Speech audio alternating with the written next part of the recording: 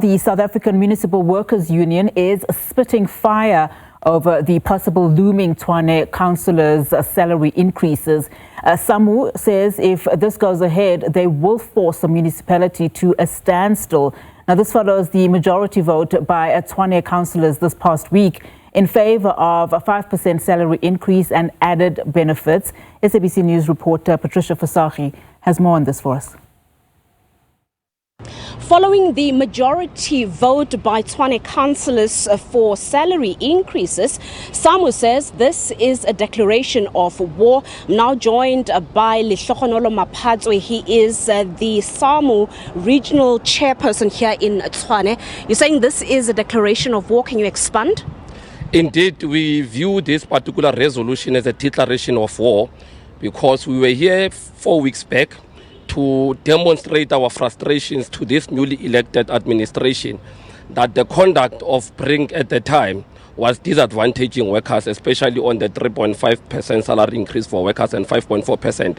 So we were surprised when they decided to take a decision to increase their salaries as councillors before they even resolve on the memorandum that we have presented to them.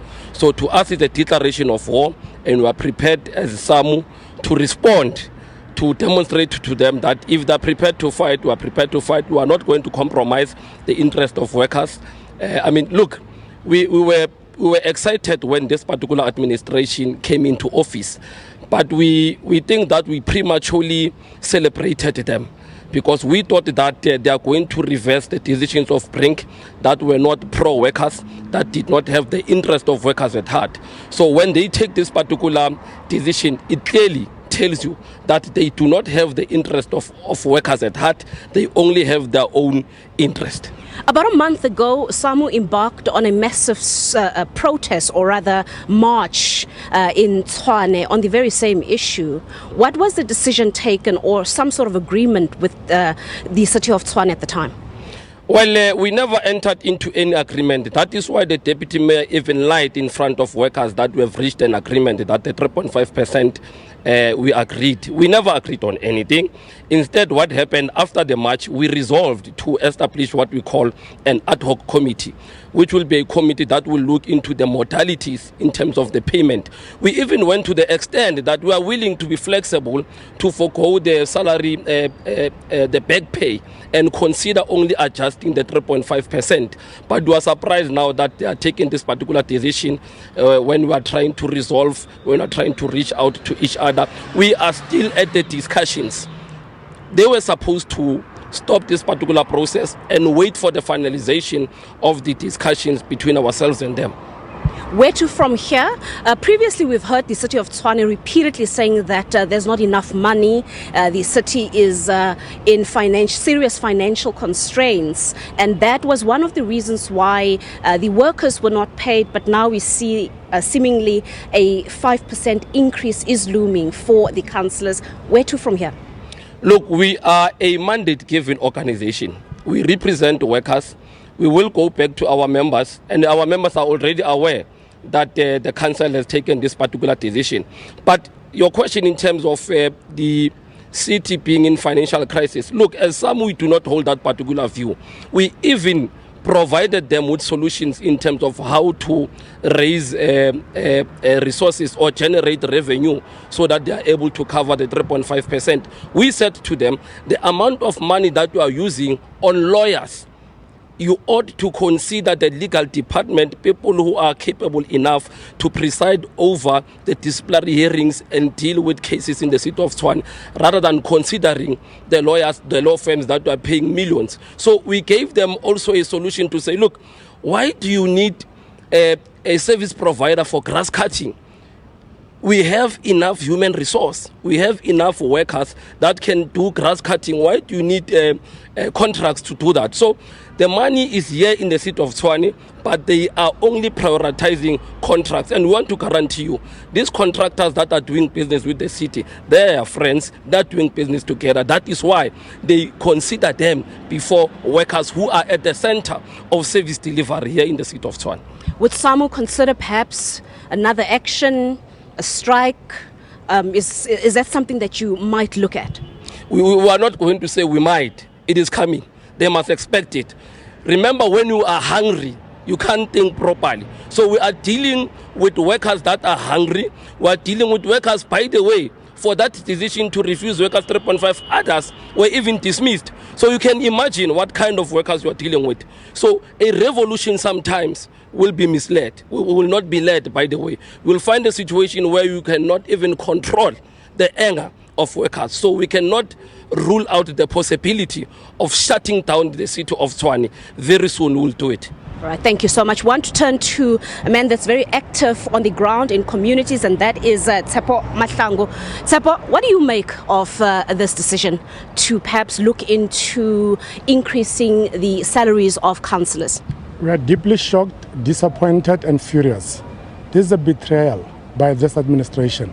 I concur with my colleague here when he says we pre-celebrated them. We didn't know exactly what it is that they're hiding for these residents. How can, on the 4th of September, during COGTA interview, the Speaker of Council, Tshwane, is on record confirming that the councillors are owing the municipality for services, some to the tune of 1 million. These are delinquents we're talking about. We are not supposed to be even councillors.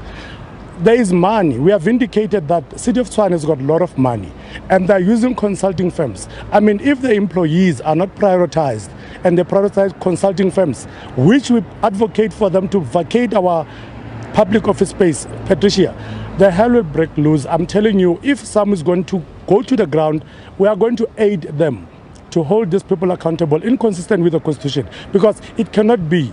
We've been told lies, fed with lies, that city doesn't have money. Where did they get, or where are they going to get this money from? Okay, why are they rewarding themselves?